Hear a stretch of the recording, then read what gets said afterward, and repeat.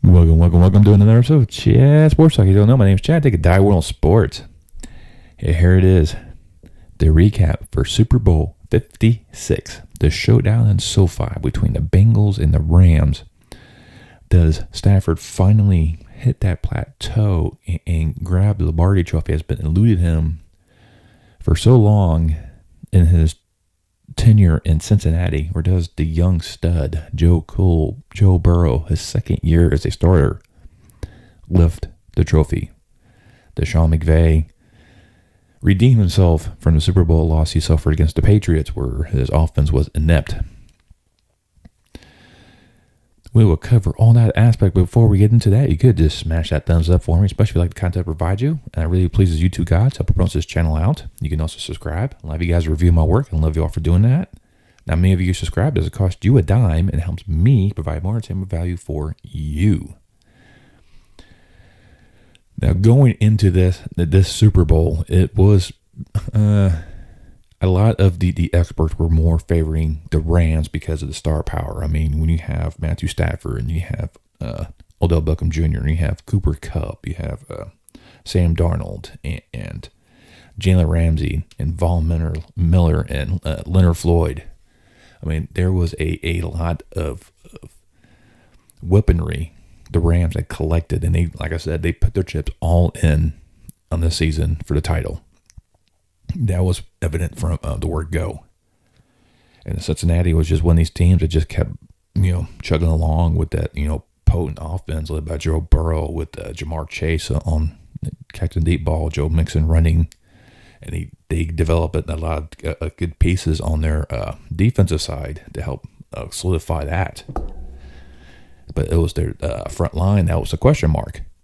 Now, at the beginning of the game, the Bengals did a great job on stifling Sam Darnold, not allowing him to get in the backfield, finding ways to keep the other aspects of that Rams defense from getting in the backfield, really disrupt Joe Burrows. But it's the secondary that did enough to kind of make things a little more difficult for Joe Burrow to make some completions. Both teams are trying to run the ball early, not really have much success at either one of them, especially the Rams. The Rams couldn't get the run going pretty much at all throughout the entire game. But the passing attack was doing great. The Bengals defense was concentrating on Cooper Kupp. Of course, he's the NFL Offensive Player of the Year, so why wouldn't you? But, that left Odell Beckham Jr. open, and he was burning them. It was a couple key passes early, including a 17-yard touchdown to start off the scoring. So kind of a bit of redemption for OBJ from his tenure from Cleveland. Now he got a Super Bowl receiving touchdown. Bengals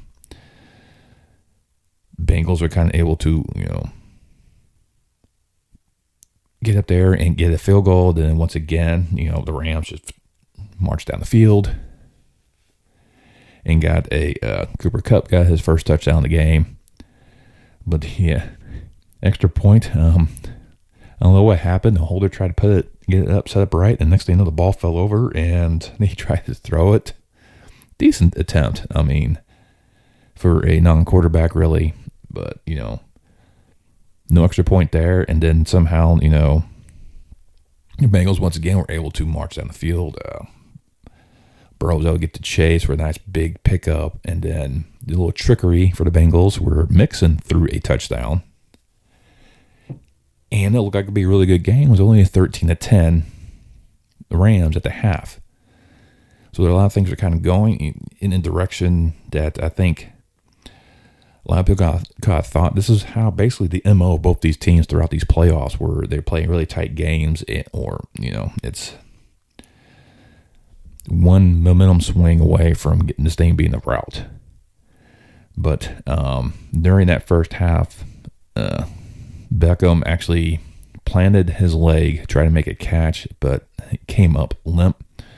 Did something with that knee. I've been there before. You plant that leg, you go one direction, but your leg keeps going the other direction you were going initially, and then you tweak the knee, you're pretty much out. So that definitely took a key weapon away from the Rams. So only see if that would actually help him out, hinder him. They already lost Higbee for before this contest. Anyways, he got injured at the conference championship game, so he wasn't going to be able to play this game. But then we go to the third quarter, and controversy already. Yes, we're going there already. They came out. Joe Burrow threw a bomb to T. Higgins. It looked like Jalen Ramsey just fell down, and he was able to score that 75-yard touchdown. But T. Higgins actually reached around, grabbed his face mask, yanked him just enough, let go, so Jalen Ramsey can continue his momentum as T. Higgins stayed put, caught the reception, and ran in. Was not called. The refs didn't call a lot of things during this, so they were letting the defenders and whatnot and the receivers slap hands all the way down the field. You just let them play. So the momentum then shifted to the Bengals. The Bengals were in control. The Bengals did another drive where McPherson hit another field goal, put the Bengals up 20-13. Everything was pointing Cincinnati's way, and then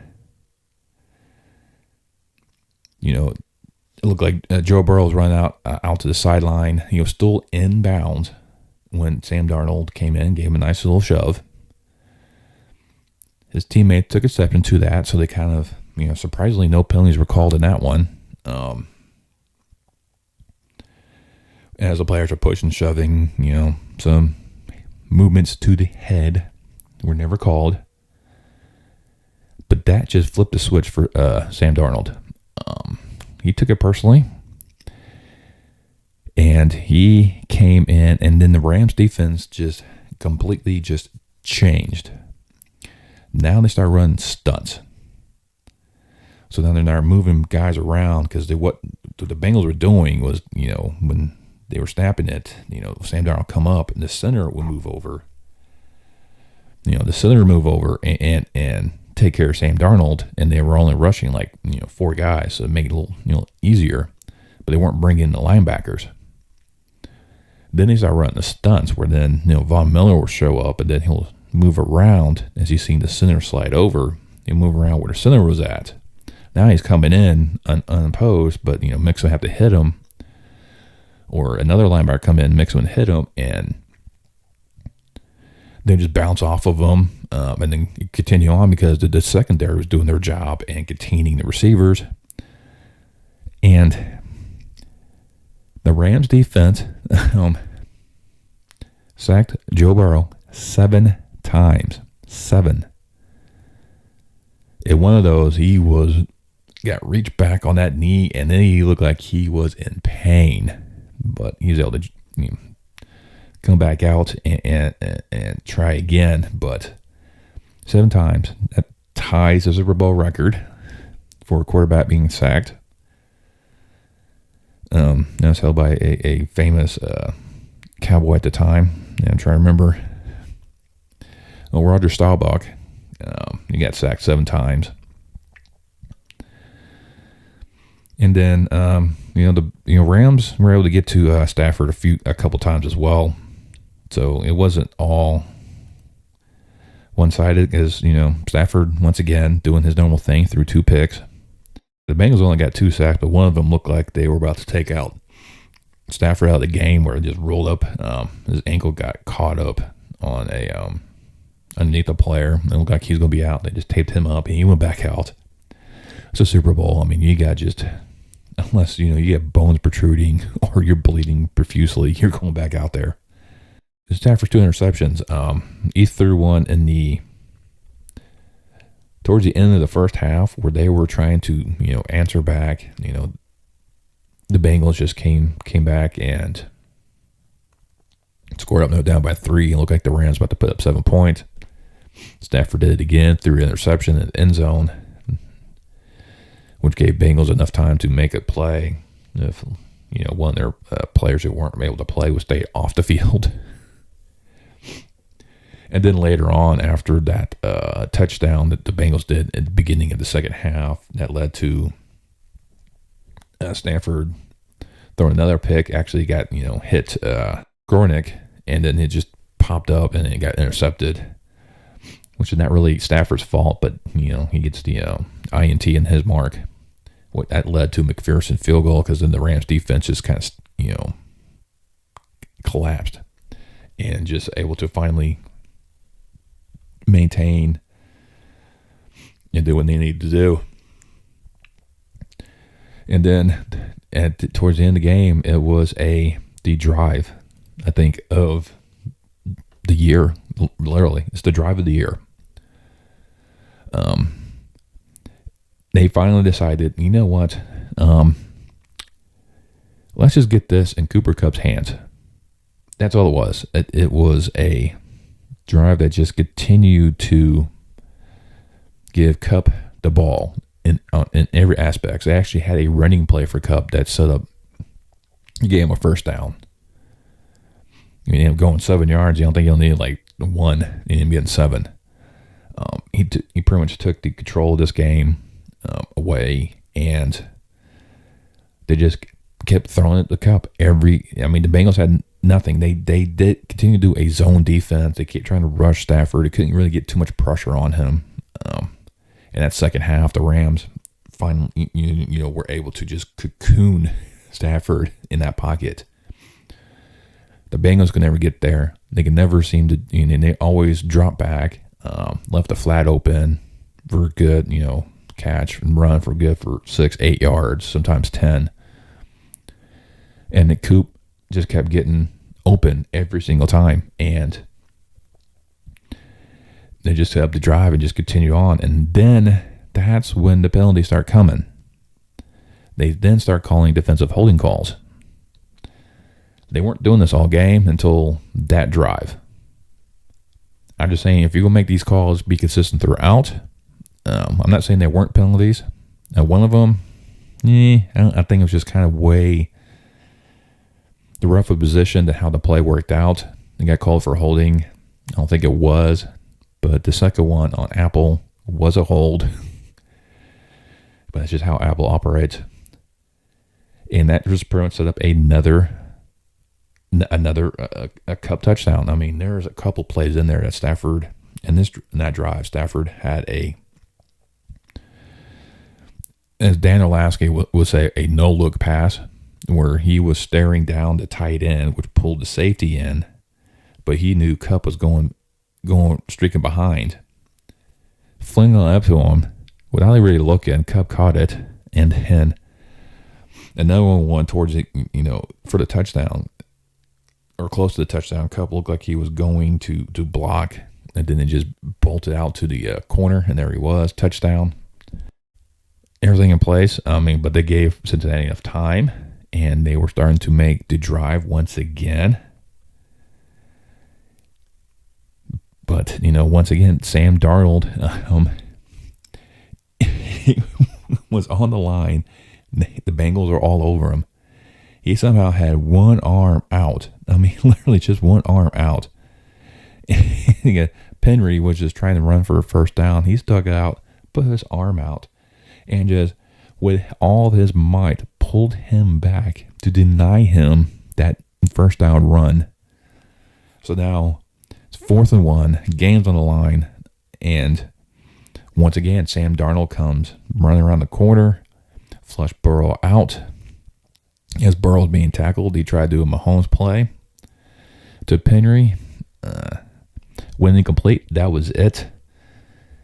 You saw Sam Darnold running down the field, pointing at his finger, because he knows he's going to get a ring.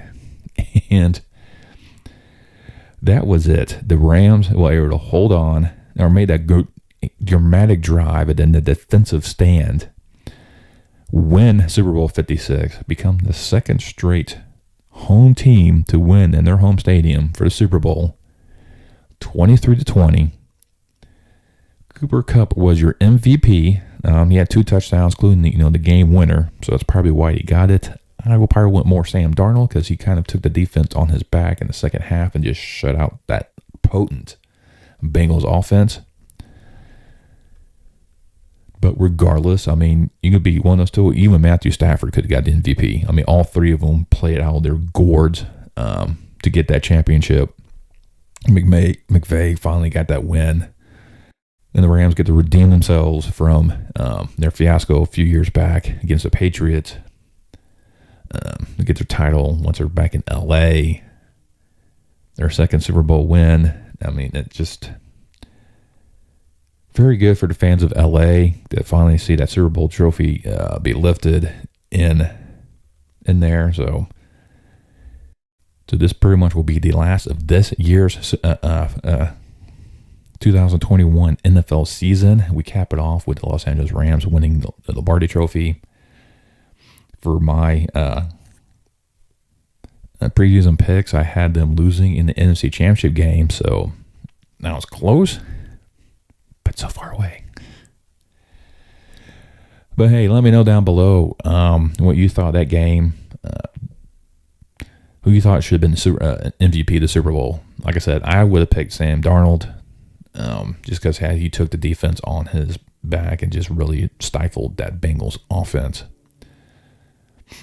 And was it Matthew Stafford? Just let me know down below. I mean, there's no wrong answer, really. I said you can hit that thumbs up for me, especially like the content I provide you. And you can also subscribe. Hit that bell notification. Let you know next time I post a video. And I will see you next time on Chat Sports Talk.